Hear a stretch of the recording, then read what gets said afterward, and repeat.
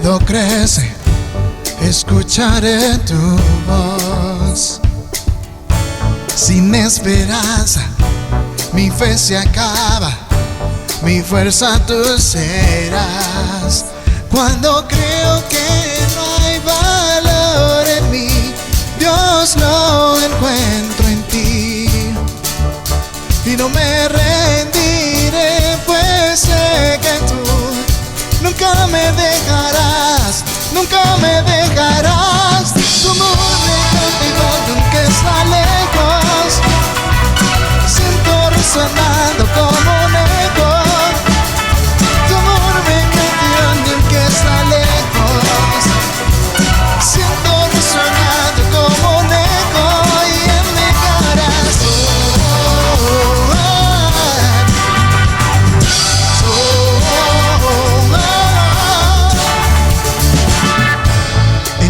etapa, tú me recuerdas tus promesas a mí. No hay quien detenga lo que tú empiezas hasta que llega al fin. Y cuando creo que no hay valor en mí, Dios lo encuentro en ti. Y no me rendiré, pues sé que tú nunca me dejarás, nunca me dejarás. Tu amor me cautivó aunque está lejos, siento resonando como un eco. Tu amor me cautivó aunque está lejos, siento resonando como un eco. Y en mi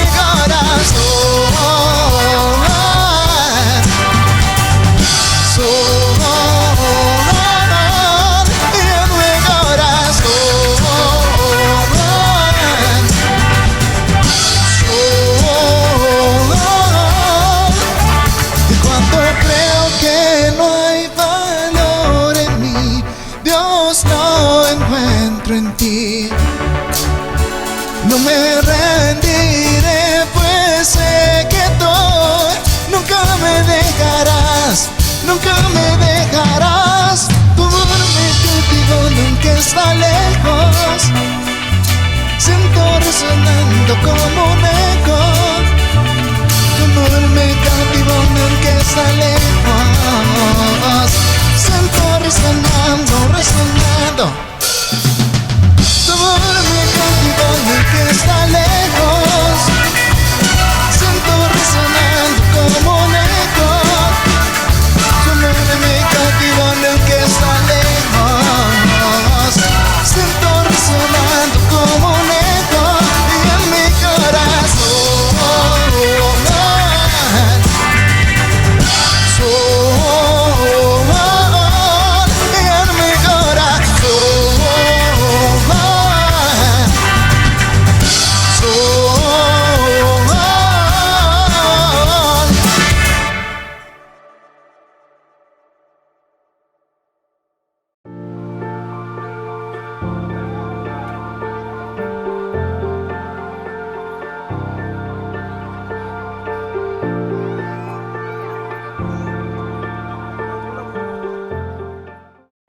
Hola, ¿qué tal mis hermanos? Qué gusto estar con ustedes por aquí en el ombligo de la semana, compartiendo y continuando con este tema que iniciamos el domingo pasado. Tuve el honor de estar por ahí con ustedes el domingo y estuvimos hablando acerca de esta conversación que nuestro Señor Jesucristo tiene con la mujer samaritana y estuvimos explorando estas preguntas acerca de dónde adorar, a quién adorar y cómo adorar. Y el Señor Jesucristo se toma el tiempo para responderle a esta mujer digamos, algunas preguntas, ¿verdad? Y de dejar claras algunas cosas respecto a la adoración. Esta mujer le pregunta al Señor, ¿será que en este monte o en Jerusalén es el lugar correcto para adorar? Jesús le dice en el capítulo 4 de Juan, en el versículo 21, mujer, créeme, la hora viene cuando ni en este monte ni en Jerusalén adoraréis al Padre. Y el Señor le estaba enseñando que la adoración no tiene que ver con el lugar, sino con la actitud de nuestro corazón, con la postura de nuestro corazón respecto a la persona de Dios. Y aprendíamos también que el Señor Jesucristo le enseña que los samaritanos precisamente estaban adorando a quien no sabían. En el versículo 22 dice de Juan 4, vosotros adoráis lo que no sabéis. Nosotros adoramos lo que sabemos porque la salvación viene de los judíos. Y el Señor estaba preparando el camino para presentarse precisamente como el Mesías. Y básicamente a través de conocer a ese Mesías, nosotros podemos llegar en verdadera adoración a Dios. Porque la adoración verdadera apunta a la persona de Jesús. No hay duda de eso. Y luego respecto a cómo adorar, el Señor Jesucristo le dice en el versículo 24 del capítulo 4 de Juan, dice, Dios es espíritu y los que le adoran en espíritu y en verdad es necesario que le adoren. Y aprendíamos que la adoración implica tanto una postura física como la actitud de nuestro corazón de rendirnos a Él, reconociendo quién es, reconociendo lo que Él ha hecho por nosotros, reconociendo a lo que la gracia nos ha dado acceso en Jesucristo, y al rendir nuestro corazón estamos reconociendo la grandeza de Dios y Jesucristo, quien en esa cruz hizo posible la redención de todos nosotros que creemos. Y es una gran bendición. Ahora, de repente nosotros nos podemos sentir así como, no sé si soy esa persona a la que Dios ha llamado para que yo le adore. De repente lidiamos con eso y nos sentimos a veces indignos o sentimos que porque de repente tenemos muchas dudas, quizás no somos esas personas que el Señor ha llamado a que le adoremos. Pero vamos a dedicar esta pequeña reflexión para centrarnos precisamente en eso y cómo el Señor nos invita, ahora que entendemos que el Señor Jesucristo es el Mesías, ahora que entendemos que Cristo es el único camino al Padre, ahora que entendemos que el único que nos puede dar esa agua viva, que si la bebemos nunca más vamos a tener sed. Ahora entendiendo que Cristo es ese camino al Padre, ahora nosotros estamos llamados a adorarle a Él. No importa dónde, no importa el lugar, sino la actitud de nuestro corazón cuando rendimos nuestra vida a Él.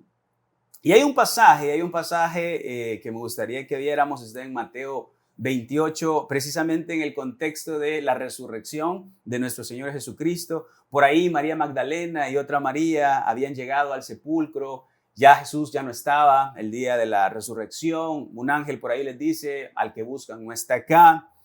En ese contexto, dice Mateo capítulo 28 en el versículo 8, entonces ellas saliendo del sepulcro con temor y gran gozo, fueron corriendo a dar las nuevas a sus discípulos. Y mientras iban a dar las nuevas a los discípulos, he aquí Jesús les salió al encuentro diciendo, salve. Y ellas, acercándose, abrazaron sus pies y le adoraron. Me encanta porque una vez más, aquí hay un cuadro de personas se postran a los pies de Jesucristo y le adoran, y Él en ningún momento les dice no hagan eso, porque a eso estamos llamados nosotros, a rendir nuestro corazón, nuestra vida, a postrarnos a sus pies. Esa es la invitación que tenemos, tal cual estas mujeres lo hicieron, se estaban arrodillando, postrando, derramando su vida delante del Mesías, de Jesucristo ahí resucitado. Y eso es lo que nosotros estamos llamados a hacer. En el 10 dice entonces, Jesús les dijo, no temáis, id y dad las nuevas a mis hermanos, para que vayan a Galilea y ahí me verán. Esas fueron las indicaciones de Jesús. En el 11 dice, mientras ellas iban, cheque aquí cómo la estrategia de Satanás para robar lo que Dios ha hecho. Mas mientras ellas iban, he aquí, unos de la guardia fueron a la ciudad y dieron aviso a los principales sacerdotes de todas las cosas que habían acontecido de la resurrección. Dice en el 12, y reunidos con los ancianos y habido consejo, dieron mucho dinero a los soldados, diciendo, decid vosotros, sus discípulos vinieron de noche y lo hurtaron, estando nosotros dormidos.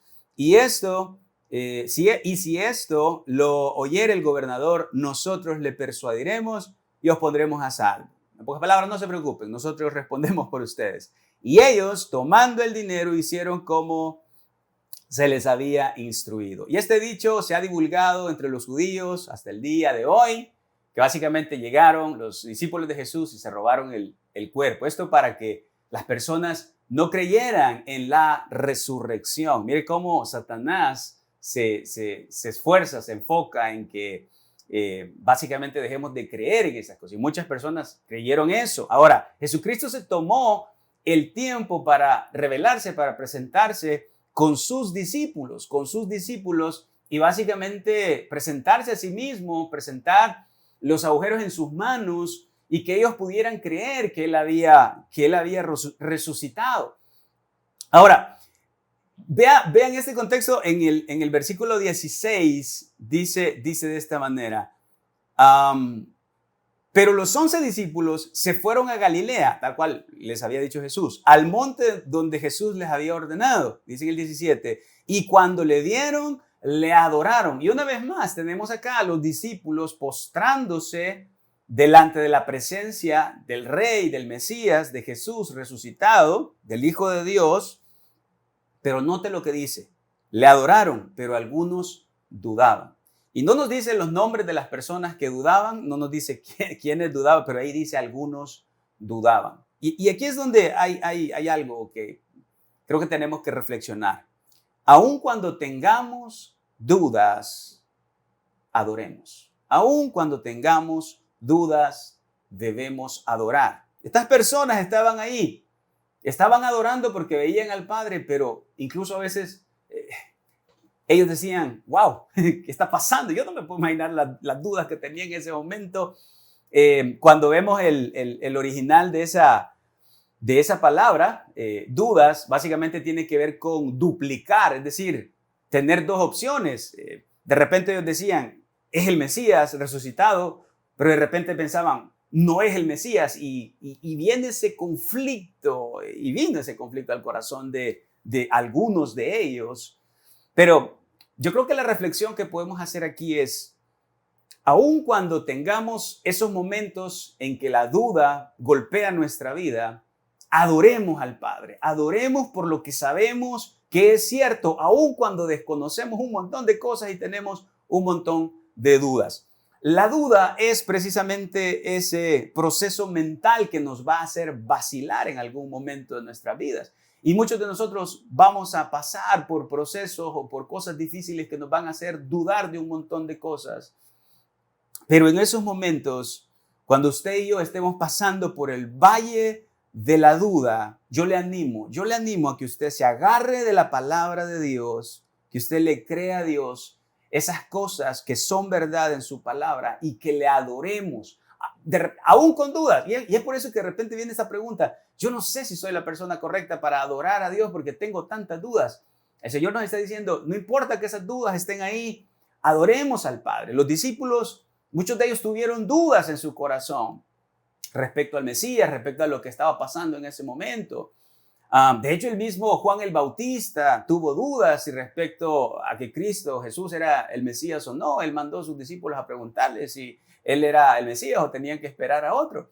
Y las dudas van a llegar probablemente a nuestra vida. Ojalá que no, pero de repente si llegan, en esos momentos tenemos que saber que nuestro llamado es aferrarnos a la verdad de Dios, aferrarnos a aquello que sabemos que es verdad, que nos ha sostenido durante años y a seguir adorando. Recuerda, aquí está el llamado una vez más a postrarnos delante de la presencia de Dios, aun cuando no sabemos explicar cosas, cuando tenemos dudas, no sabemos por qué suceden las cosas, no sabemos qué está pasando en nuestra vida. Aún en esos momentos de incertidumbre, el Señor quiere que le adoremos y en eso debemos reflexionar. El Señor quiere que los discípulos lo hicieron. Aún en medio de dudas, ellos adoraron y en esa transición del Señor, pues básicamente resucitando, Él estuvo ahí un par de días con ellos y posteriormente Él va de regreso al cielo. En ese contexto, el Evangelio de Lucas nos ofrece también un dato interesante acerca de ese momento en el que ellos adoraron, ¿sí? Dice Lucas capítulo 24, versículo 49.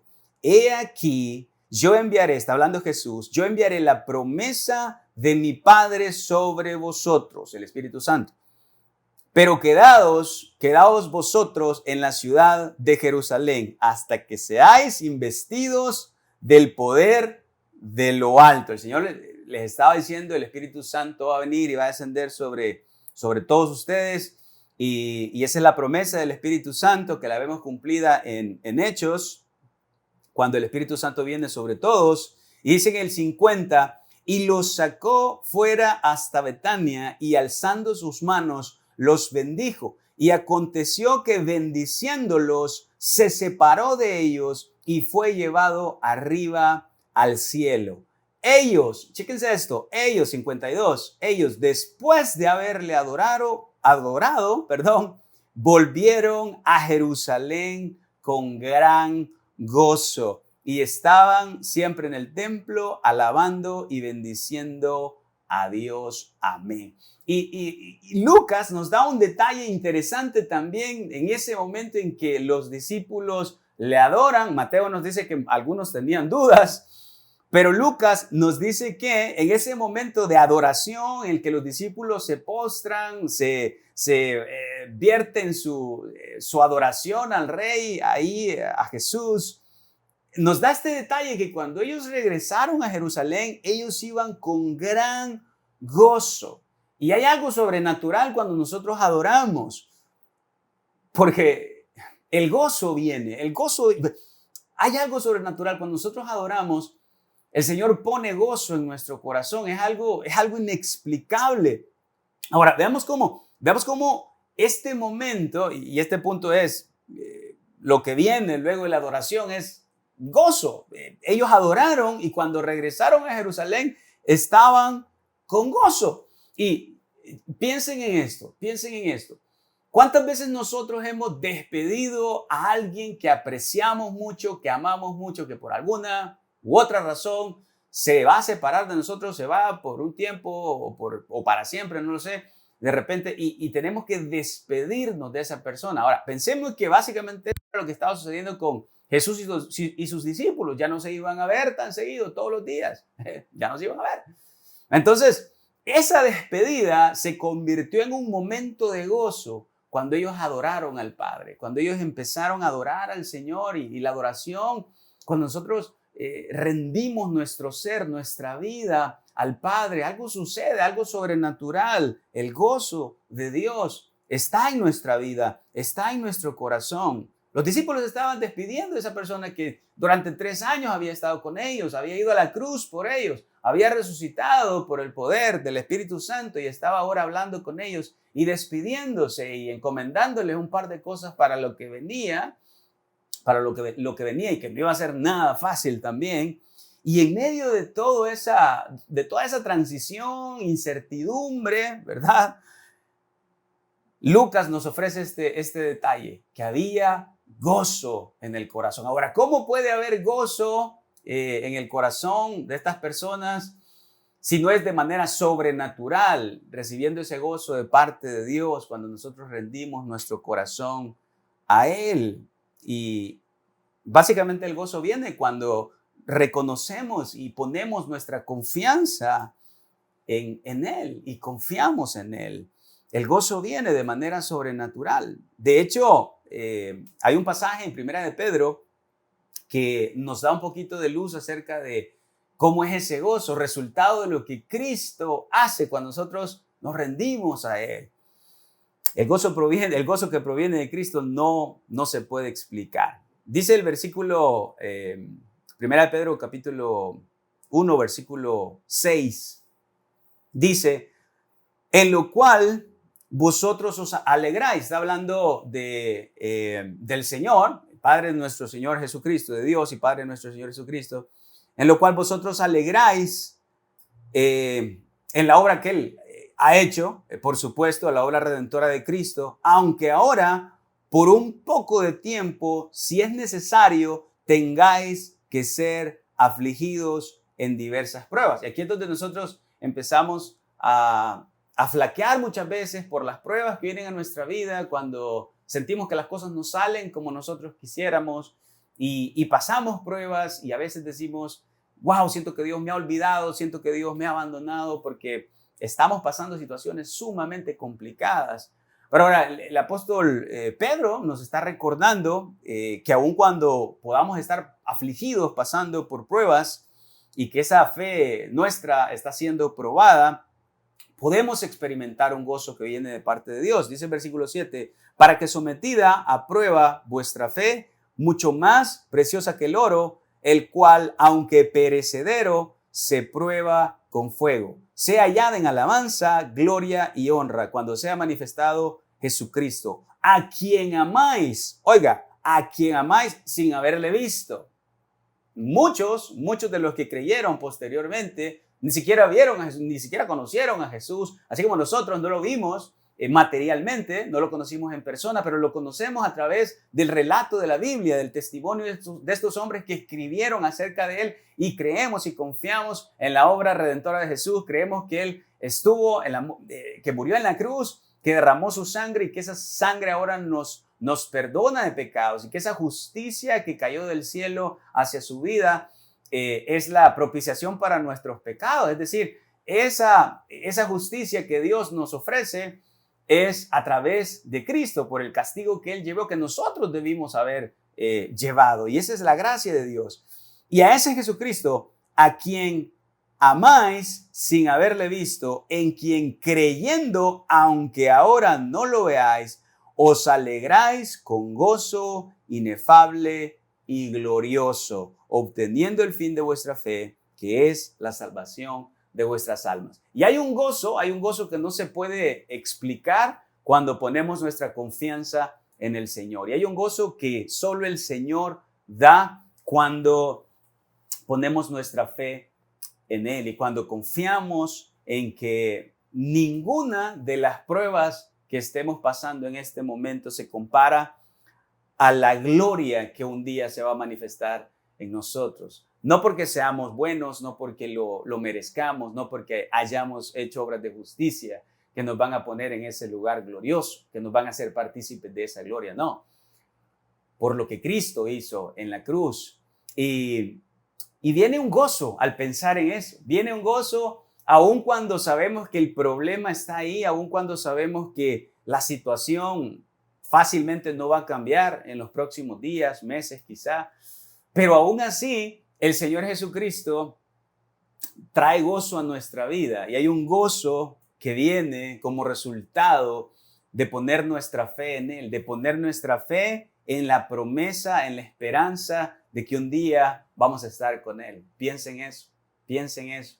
Ahora, el momento trascendental, el momento difícil, el momento de mucha incertidumbre, cuando Jesús muere, luego resucita, luego está un par de días con sus discípulos. Había mucha información que procesar para los discípulos, y básicamente todo lo que se les venía a partir de eso era complicado. El Señor les había anticipado que ellos iban a experimentar aflicción en este mundo, pero que confiaran porque Él había vencido al mundo. Y Él ha vencido al mundo, y esa victoria ahora Él nos la traslada.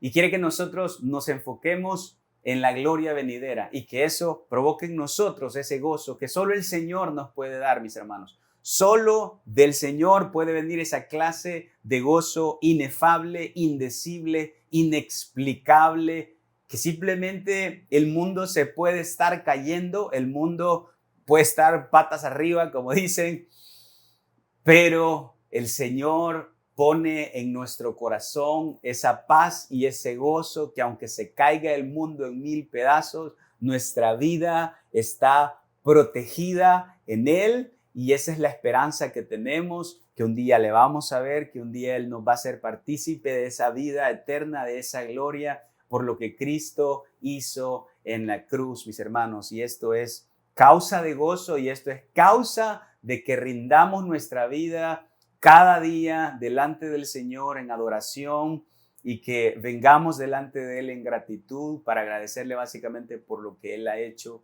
y vivamos una vida de esa manera. Mis hermanos, quiero animarlos a que oremos y que le pidamos al Señor que no olvidemos todos los días la obra redentora de Cristo, la esperanza de salvación que tenemos, la bendición que Él nos dio al habernos hecho partícipes de la bendición de conocerle y revelarnos y convencernos de pecado, convencernos de juicio, de justicia y permitirnos entender y recibir esa gracia gratuita que Él nos ha dado. Oremos. Señor, gracias. Gracias por ese tiempo, gracias por todas tus misericordias, Padre. Te agradecemos por Jesús, por lo que Él hizo en esa cruz, porque resucitó al tercer día, Señor, y una vez más se presentó con sus discípulos. Muchos de ellos dudaron, Señor, así como muchas veces nosotros vamos a dudar. Pero, Padre, que siempre, Dios, vengamos al entendimiento y al convencimiento que necesitamos adorarte. No importa lo que esté pasando en nuestra vida, que vengamos y que te adoremos. Y que si bien es cierto, esas situaciones difíciles en nuestra vida van a surgir, van a pasar, las pruebas y todo lo que venga y todo lo que este mundo traiga, Señor, podamos poner nuestra mirada en esa gloria que se ha de manifestar un día en nosotros, en esa promesa de la vida eterna, en esa esperanza que tenemos de un día estar contigo, no por lo que nosotros hayamos hecho, no por lo que nosotros podemos lograr, sino por lo que Cristo ya hizo. Que nos postremos en adoración como María Magdalena y la otra María que estaba ahí, como los discípulos que se postraron y rindieron sus vidas, que así nos rindamos cada uno de nuestros días, Señor, en gratitud por lo que tú has hecho. Gracias, Señor, por darnos, Señor, esa gracia y ese favor inmerecido. Gracias por Jesús. Gracias por la cruz. Gracias, Señor. En nombre de Cristo te agradecemos. Amén y amén. Mis hermanos, gracias por estar conectados y será hasta la próxima. Saludos.